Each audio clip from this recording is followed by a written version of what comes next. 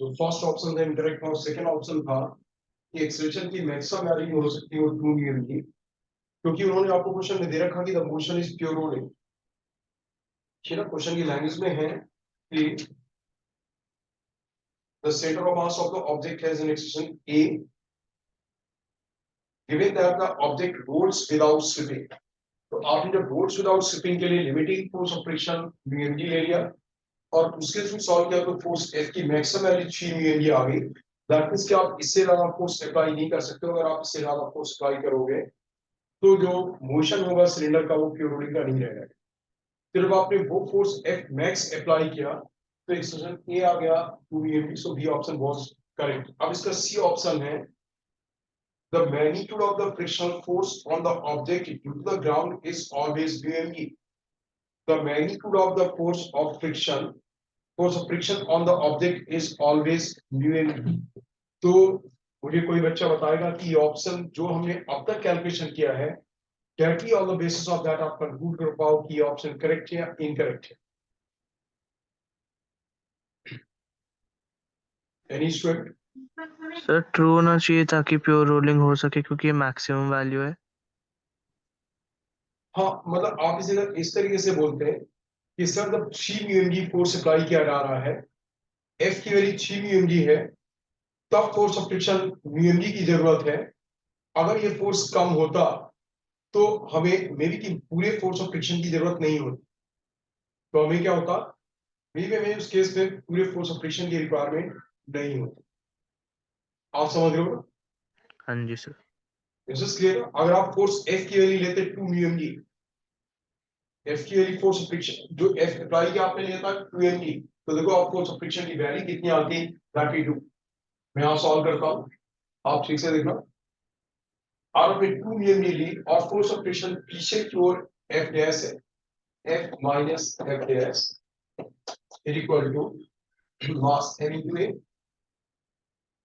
अब मैं सेंटर के अबाउट की टॉर्क ले रहा हूं, तो F dash into R equal to I alpha. Alpha is by R की रोलिंग में R times, so F dash becomes equal to what, half m। F dash के लिए आ गई हाफ m। सो ये आपका आ गया, या ma की वैल्यू मैंने डाली 2 F डैश, ma क्या डाला 2 F डैश। सो ये आपका आ गया F minus F dash equal to, और ma की वैल्यू डाल दी 2 F dash 2 F dash. So 2 F dash is equal to what, F। 3 F dash is equal to what, F।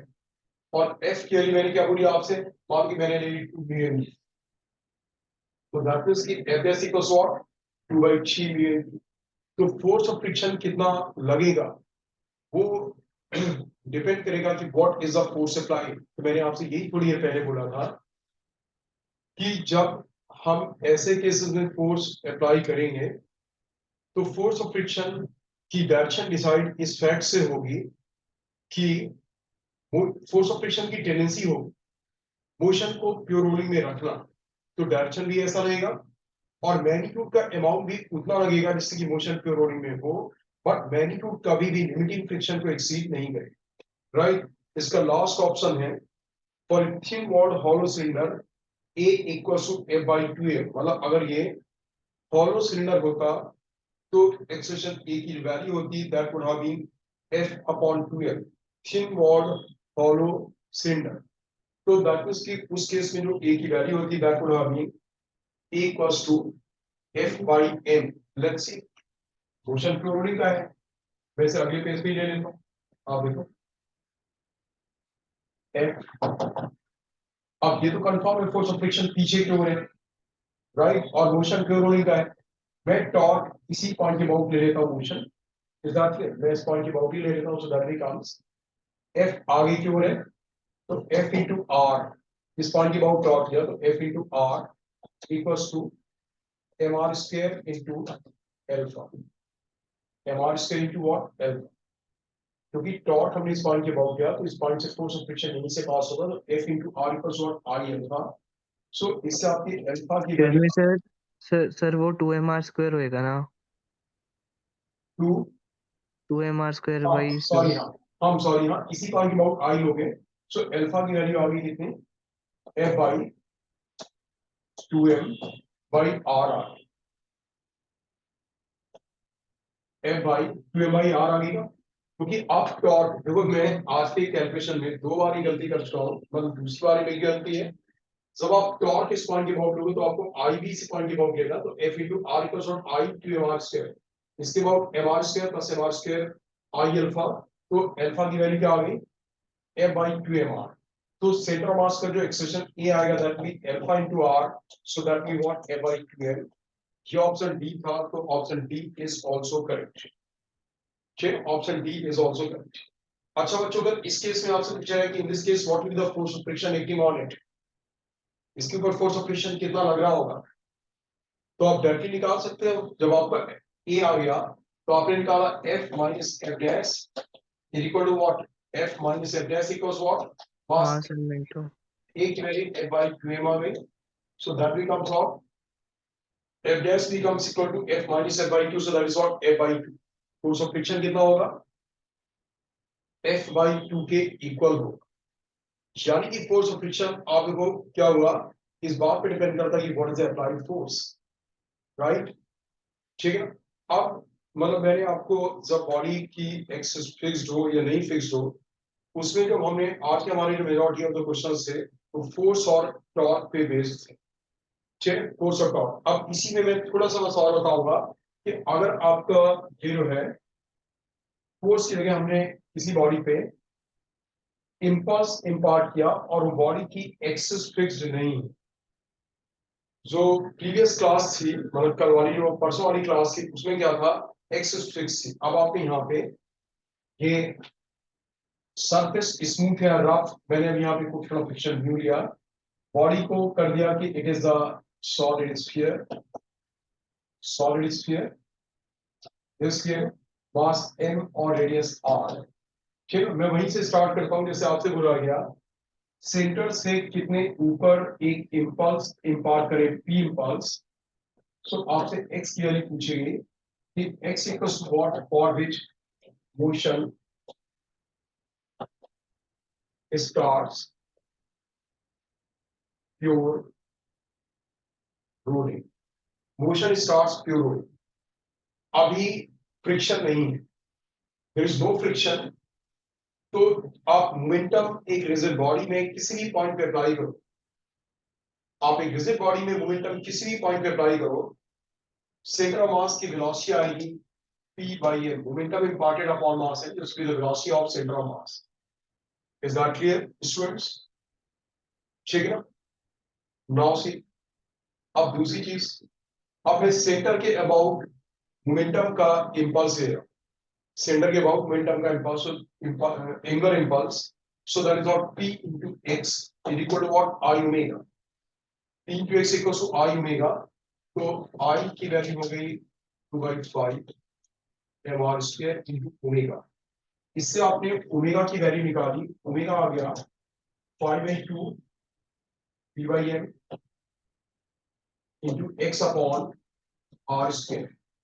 अब अगर मोशन प्योर रोलिंग होना है स्टार्टिंग से, तो velocity of centre of mass will be equal to what, omega into r।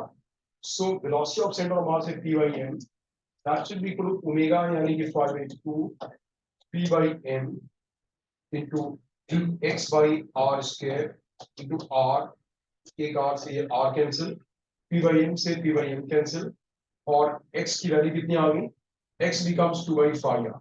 यहाँ से मैं यहाँ पे लिख रहा हूँ, ऊपर लिख रहा हूँ, x equals what, 2/5 r, 2/5 r। समझ गए बच्चों? तो दैट मींस कि अभी ये सरफेस स्मूथ थी, और अगर आप इस स्मूथ सरफेस के ऊपर जो आप इंपल्स देते हो 2/5 r हाइट ऊपर देते हो, तो इसका मोशन स्टार्टिंग से प्योर रोलिंग का हो। नाउ अगर मान लो ये सरफेस रफ होती, और ये सरफेस रफ होती और बिल्कुल यही होता कि कितने डिस्टेंस दूर आप इंपल्स दोगे कि मोशन स्टार्टिंग से प्योर रोलिंग का हो, तो बच्चों इसमें क्या फर्क पड़ता सॉल्यूशन में? सर आप एक बार रिपीट कर दीजिए, क्या बताया आपने? अभी तो सरफेस स्मूथ थी, पूछा हाँ गया जी। कि what height above the centre the impulse must be imparted so that motion from the beginning is pure rolling, आपने सॉल्व किया और निकाला 2/5 r। आई होप कि इसका सॉल्यूशन आप समझ गए होंगे। हाँ जी सर। अब अगर ये बोला गया होता कि ये सरफेस रफ है, कोएफिशिएंट ऑफ फ्रिक्शन म्यू है, now at what height above the center the impulse must be imparted so that the motion is pure rolling from the beginning, तो सॉल्यूशन में क्या फर्क पड़ता है? सर सेम आता है, एक्स की वैल्यू सेम आती है। सॉल्यूशन क्या होता है? सेम होता है, क्योंकि फोर्स ऑफ फ्रिक्शन एक फोर्स है, वो इंपल्स नहीं है। फोर्स को मोमेंटम इंपार्ट करने में या फोर्स के टॉर्क को एंगुलर मोमेंटम इंपार्ट करने में कुछ टाइम लगता है। ये एक इंस्टेंटेनियस फिनोमेनन के आपने इंपल्स इंपार्ट किया, तो उस इंपल्स से इसकी सेंटर ऑफ मास की वेलोसिटी आई और इंपल्स के एंगुलर मोमेंटम से इसका ओमेगा आया, और आपने अगर मोशन प्योर रोलिंग का होना तो वेलोसिटी ऑफ सेंटर ऑफ मास को ओमेगा इनटू आर के इक्वल कर दिया, उससे कोई फर्क नहीं पड़ता। दिस इज क्लियर ना? अब अगर मान ली सरफेस स्मूथ नहीं है, रफ है और coefficient of friction mu, coefficient of friction is what? Mu, right? तो और हमने इंपल्स इंपार्ट किया 2/5 r पे इंपल्स इंपार्ट नहीं किया, इससे थोड़ा सा ऊपर इंपल्स इंपार्ट किया। इंपल्स क्या किया? इससे थोड़ा सा ऊपर इंपार्ट किया, राइट? तो जैसे ही मोशन स्टार्ट होगा, अब मोशन स्टार्टिंग से प्योर रोलिंग का नहीं होगा, आपने जिस पॉइंट पे इंपल्स इंपार्ट करने से मोशन प्योर रोलिंग का होता, इंपल्स आपने थोड़ा सा ऊपर इंपार्ट किया, तो मोशन अब स्टार्टिंग से प्योर रोलिंग का नहीं होगा।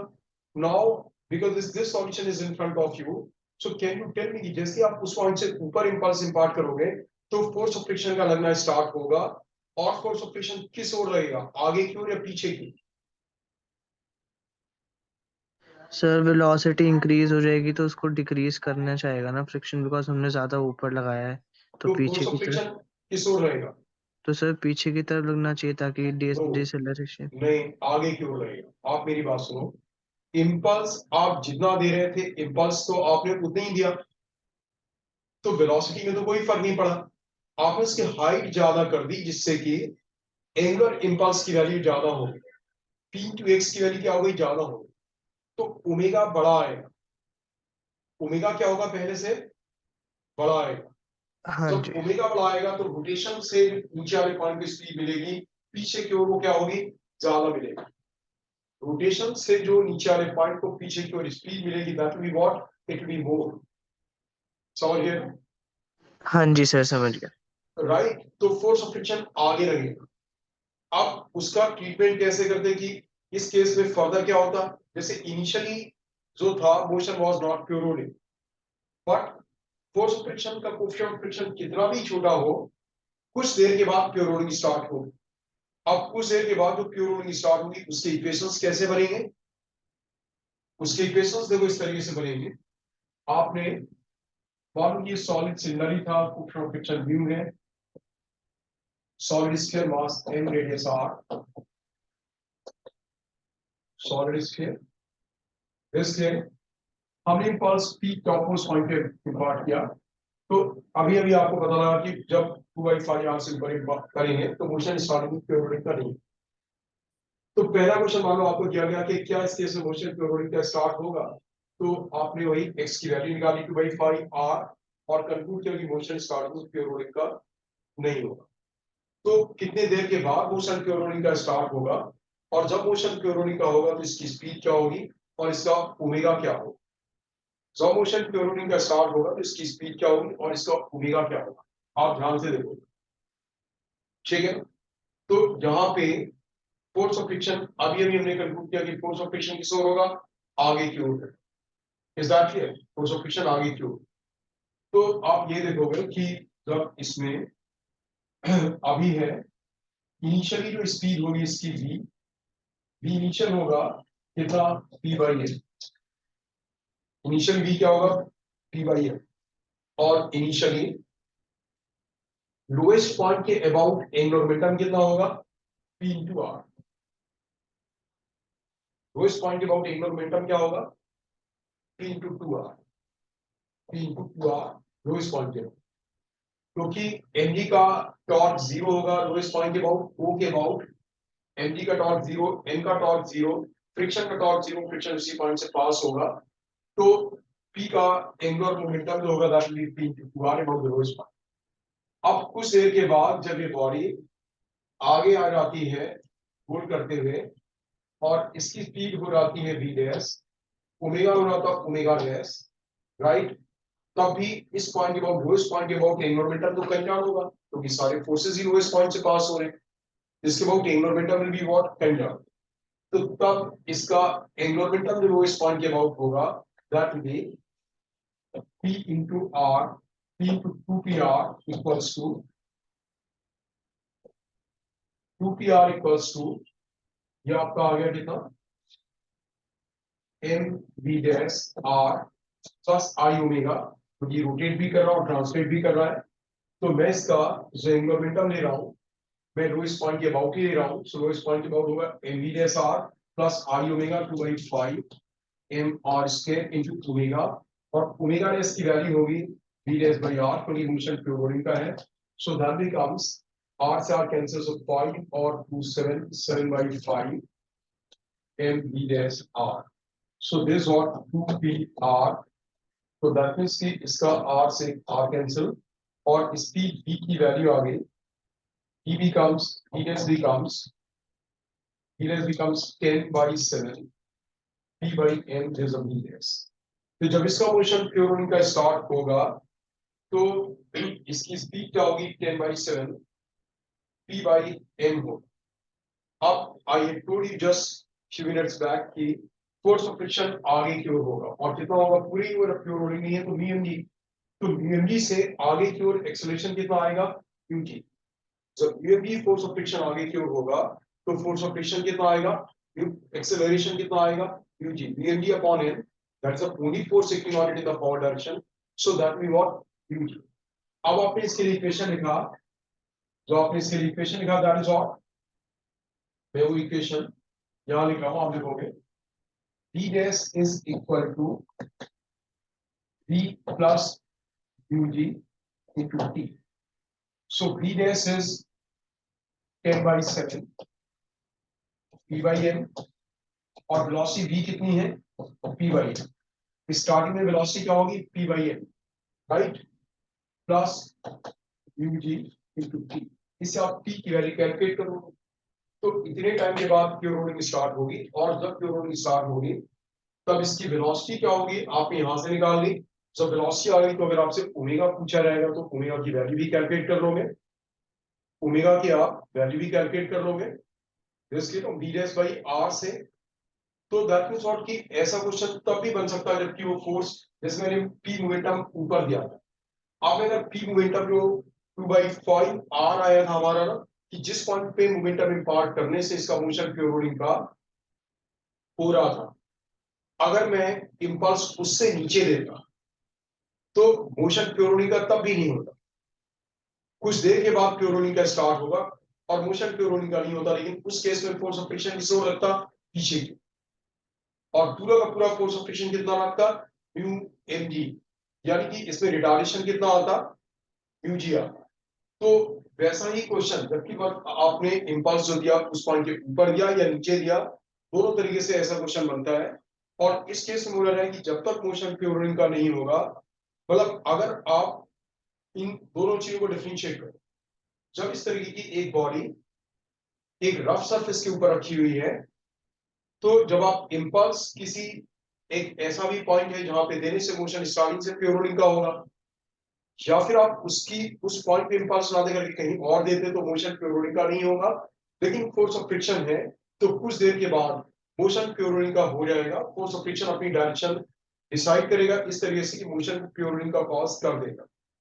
जैसे कि इस वाले एग्जांपल में ओमेगा की वैल्यू ज्यादा आई तो फोर्स ऑफ फ्रिक्शन आगे लगा, तो फोर्स ऑफ फ्रिक्शन का टॉर्क एंटी क्लॉकवाइज लगा, उसने क्या करा ओमेगा को धीरे धीरे डिक्रीज कराया और उस फोर्स ऑफ फ्रिक्शन के फोर्स ने एक्सेलरेशन से वेलोसिटी को इंक्रीज किया, तो क्योंकि पहले ओमेगा बड़ा था compare to what v by r, omega v by r से बड़ा था, तो अब ओमेगा की वैल्यू को इस फोर्स ऑफ फ्रिक्शन के टॉर्क ने डिक्रीज किया, ओमेगा था क्लॉकवाइज और टॉर्क था एंटी क्लॉकवाइज, तो ओमेगा को डिक्रीज कराया और स्पीड को इंक्रीज कराया, सो दैट के बाद में v dash equals to omega dash into r हो गया, राइट। और अगर इसका उल्टा होता कि आपने इंपल्स थोड़ा सा और नीचे दिया होता तो फिर वेलोसिटी ज्यादा होती, ओमेगा कम होता, तो फोर्स ऑफ फ्रिक्शन उस केस में क्या लगता, पीछे की ओर लगता, तो फोर्स ऑफ फ्रिक्शन स्पीड को डिक्रीज कराता और फोर्स ऑफ फ्रिक्शन का टॉर्क एंटी क्लॉकवाइज होता, वो क्लॉकवाइज टॉर्क ओमेगा को इंक्रीज कराता और कुछ देर के बाद मोशन प्योर रोलिंग का आ जाएगा। तो मोशन स्टार्टिंग में प्योर रोलिंग का नहीं भी है, सरफेस रफ है, कुछ देर के बाद प्योर रोलिंग का होगा, कितनी देर के बाद होगा, तरीका आपको मैंने बताया, आप उस तरीके से निकालो। अब इसमें एक क्वेश्चन ये भी बन सकता है कि जब मोशन प्योर रोलिंग का जब तक होगा तब तक एनर्जी का लॉस कितना हो चुकेगा, एनर्जी का तब तक लॉस कितना हो चुका है। तो आपको स्टार्टिंग में इसका v पता था p बाई एम, तो इसकी kinetic energy half M V square पता थी, और सेंटर के अबाउट अगर आप एंगुलर मोमेंटम लेते हैं तो p to r equals to i omega, p to r equals what, i omega, i two by 5 mr square into omega, मैं सेंटर के अबाउट वाली बात कर रहा हूं, p to r equals i omega.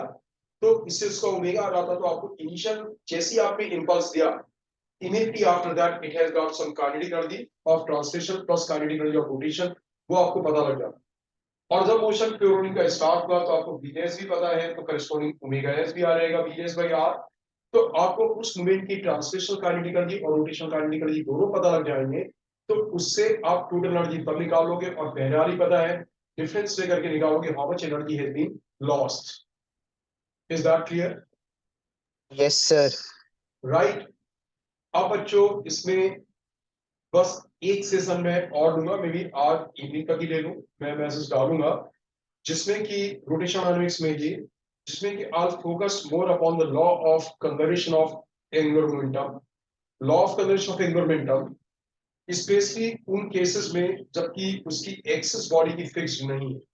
तो वैसे तो मैं ये करता हूं पहले कि मैं आपको उसकी वीडियो भेजूंगा, अगर आप, क्योंकि वो वीडियो भी मतलब एक बिल्कुल परफेक्टली कंप्लीट वीडियो है, जो कंटेंट मुझे डिस्कस करना उसमें वो सारा कंटेंट है, तो मैं उसकी वीडियो भेजूंगा। आप उसके बाद आपने वो वीडियो में भी पहले भी देख रखी होगी, और आपको लगेगा कि you want A session on it, तो मैं सेशन को लूंगा, और आपको लगेगा नहीं दैट पॉइंट इज क्लियर, मतलब it is only about what, दोनों केसेस में जब आप बॉडी के ऊपर बॉडी को एक इंपल्स देते हो, ठीक है, बॉडी को एक इंपल्स देते हो, या एक रिजिड बॉडी से दूसरी रिजिड बॉडी आके टकराती है और उसमें मोमेंटम कंजर्व होगा, एंगुलर मोमेंटम कंजर्व होगा, दोनों केसेस में जबकि बॉडी की एक्सिस फिक्स्ड है तब तो मोमेंटम कंजर्व नहीं होता, कि एंगुलर मोमेंटम कंजर्व होगा। तो वो केसेस है एंगुलर मोमेंटम के, law of conservation of angular momentum के, when axis is fixed and when axis is not fixed, ये वही वाले केसेस हैं। तो मैं आपको वीडियो भेजूंगा और आप बोलोगे now this is all clear, तो फिर जो अगला सेशन होगा that will be about laws of motion and friction, right. तो मैं इसे एंड करूँ। Thank you sir. ओके।